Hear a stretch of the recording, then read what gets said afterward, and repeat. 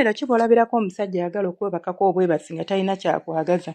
Abasajja abo balaba ebiseera ebisinga bazibu nnyo bakutegeera naddala nga tomanyi mukwano kyeki. Ogenda n'osanga omukyala nga ali desperate okwagalwa kati naafuna omusajja nga mu butuufu obuntu bwamulimbisa limbisa butini naye because obeera so blind ate n'ebintu byaba kugamba ng'oluusi by'obadde oyagala okuwulira red flags zino n'ozimiisinga. Bw'ozimiisinga ki ekivaamu kwe kwesanga nga bakulidde amala okwebakako ng'adduka kubanga ekituufu kiri nti ye abadde teyeetaaga bufumbo naawe teyeetaaga anything serious ayagala kubanga akwebakako. Kale bw'ofuna omusajja yenna mu bulamu bwo n'atandika ne bino ebigambo mwegendereze. Kabe bana ba online bwe mufuna abo alinza okwata ayagala kwebakako naye nga ayagala kuzanyisa weyambula omulaga akasolo ye yeemazise biggwe kati weegendereze ebigambo nga bino. Ekisooka omusajja atandikirawo okukusaba nga yaakakulaba nnaku 2 nnaku 3 bebi jangu ondabeko bebi ojja ddi ewange alinza okuba nga takusaba direct naye ng'akusaba nga yaakakulaba.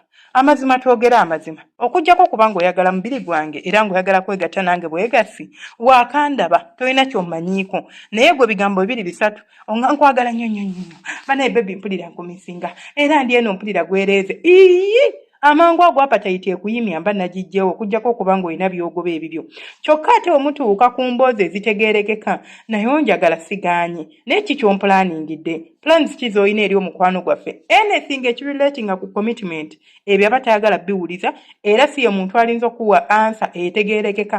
Bw'aba akuyambye n'akuwa ansa ebeera veege eba yeetooloola bweti ng'ekuba amakoona kubanga ekituufu kiri tasobola komitinga akulimba akuzannyirako. Namba 2 ebigambo bye birungi era biwoomera mu matu g'omukyala wabula tebimaakinga na bikolwa bye.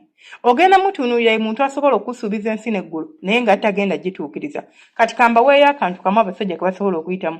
Omusajja asobola okugamba nti kale banayisinga Katonda ampa ssente mukazi gwe nandibadde nkugulira ekintu bwe kiti akikuteekamu olabe nti nno nti yandiyagadde okikuwa naye tasobola kikuwa. Lwaki yeeyama ekyo ekinene lwaki teyeeyama ekitini kyasobola okusinziira mu nsawo ye naye olw'okuba nti omukwano guba gukyali mupya ate nga nawe bakusanze oli desperate obanga n'oluusi oli ignorant about these things nga tomanyi abafere b'omukwano be bafaanana batya ojja kulowooza bambi akwagala nnyo era empty promises zino olizo zitwala ngaki nga laavu like n'akusuubiza naye tatuukiriza. Ako kabonero akakulaga nti no akuwa essuubi. Kati abakyala ate abamu simanyi kibaliko nti bw'akuwa essuubi bw'atyo otuuka esaa n'ogamba twolaba nsuubiza tannaba kunneebakako olwo bwanneebakako gujja kuggwa ate banaye ate gwe simanyi yakuloga gwalina endowooza bwetyo badde manyi alina kuwa nga tannakwebaka kati asooka kwebaka kati alyoka akuwe kale n'owulira. Akookubiri ye muntu abeera attentive nga mwogera ku nsonga z'akwezina naye bwe muba mwogera ku nsonga ezitali za kwegatta obwongo bwe tebubaawo naye bwe muba nga mwogera ku byakwegatta awo aba musanyufu abeera attentive abeera active. Omanyi lwaki abeera absent mu mboozi endala kubanga ekituufu kiri nti talina future gyakulabamu talina kyakwagaza kati alaba ate tusobola munaye ekikaka ne bwagezaako okwefuula nti yeefuule nti ali present tasobola kubanga obwongo bwe already buli set kyayagala akimanyi si nti ali awo nti kyayagala takimanyi kyayagala akimanyi. Naye gwe bw'olaba nti emboozi eringa emukowa gwe switching oleeta ebyokwegatta omugambe oba tugenda sisinkana ba ABCD ogenda kulaba engeri gy'akyamuka yenna abeere ng'ali bulala olinza ogamba ho bannange ate ono olubadde.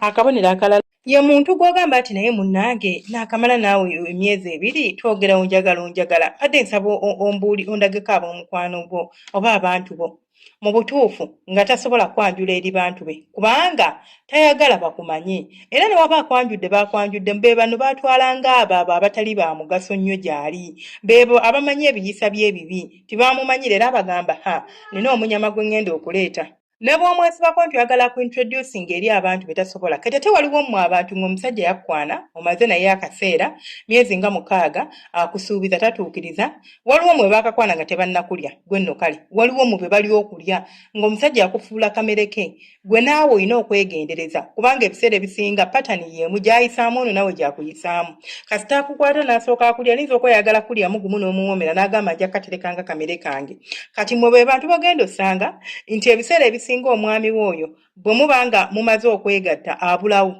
abulawo oba abuza vibe. Bw'aba ayagala kwegatta aba ne vibe era abeera active. Kasita amala okwegatta naawe oba kasita okkiriza n'omuwaako ne mugenda ne mukola bye mulina okukola, kasita mumaliriza bwe papa ng'avanishinga ng'abulawo. Toddamu kumuwuliza atandika ndi bize kati bw'ayoya ng'olwakkubira ng'akubeerako ng'akubebera omanya oyo naye talina kyakwagaza akwagalira awo. Omanyi omukwano guno mubi nnyo. Love is very bad, very very bad and very terrible. Nti gulimu ebika eby'enjawulo ate buli muntu muyina okwezuula nti naye zino relationship gye ndi mu kika ki. Waliwo abali mu situationships nga muziyita laavu ng'olowooza ndi mu laavu naye ng'omuntu nedda. Waliwo abali mu mukwano gwa convenience nga gw'olowooza oli mu laavu naye ng'oli ali naawe because it is convenient for them. Waliwo abantu abali mu mukwano nga just because ye ali awo yeebowa. Kugamba abantu balina ensonga zaabwe olina okwetegereza n'omanya nze ngwawa nga tebannaba nja kuba mbabuulira ebika by'abakazi ab'enjawulo oba ebika by'omukwano. Twasomako ku bika by'omukwano naye waliwo bino ebyenjagala okwogerako like types of relationships not love. Twasoma ku types of love, tujja kusoma ku types of relationships gye bujja mu maaso inshallah. Ekirala ye muntu gw'osanga nti bw'obanga agambye nti mpaako oba jangu ondabeko n'omugamba nti munaye nga leero sijja sobola bannange feesi ng'agisibirawo ng'anyiiga namanyirawo nti tonjagala gwe buli gwe nkugamba nti mpaako ng'oŋŋamba oli bize era biki ayagala kyonna ky'oba okola okisuulewo odduke mangu omutwalire manaazine kyokka nga amazima gali nti ye oba omwetaaga nga by'omwetaaza si byebyo tabeerawo. Kyokka gwe waba akwetaaga nga byakwetaaza byebyo ayagala odduka embirombiro ogende osobole okumusaavinga. Ekirala anyumirwa nnyo okwogera ku mubiri gwo n'okusinga ku future.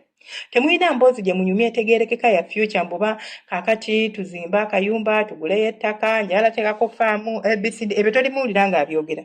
Wabula ebintu by'owulira ng'ayogera bannange olina amatako banaye mukazi gwe nenkukwatako ate mulina n'abasajja nno bwe batyo mu inbox yammwe nga gwe emboozi gye munyumya naye yeeyo eva emboozi ye y'amatako maaso simanya bannange onyirira olabika bulungi byokka ebyo byayogera talinawo kirala kyonna kyayogera kitegeerekeko okuggyako ekyo ebyo nga bye bimunyumira.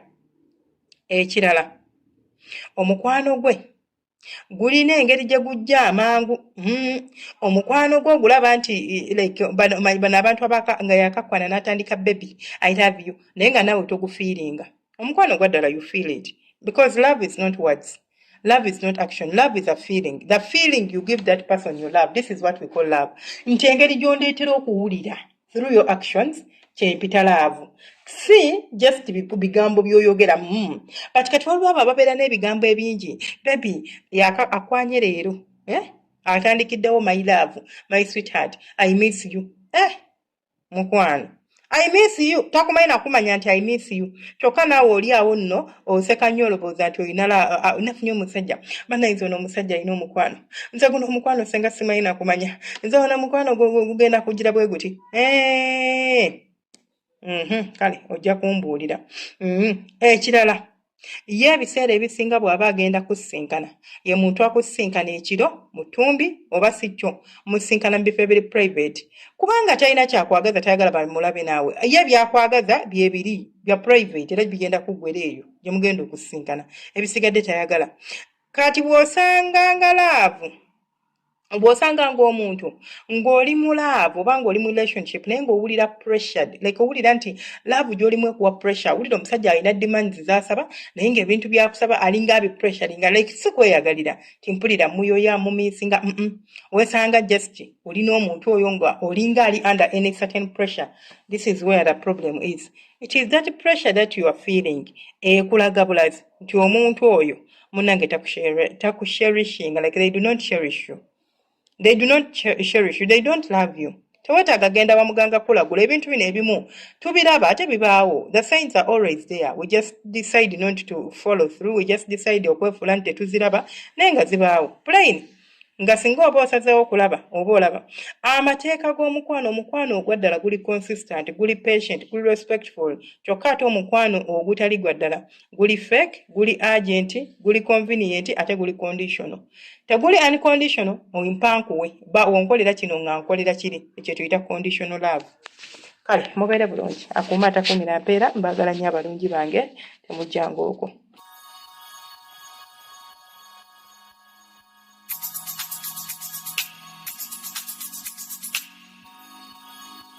Yeah.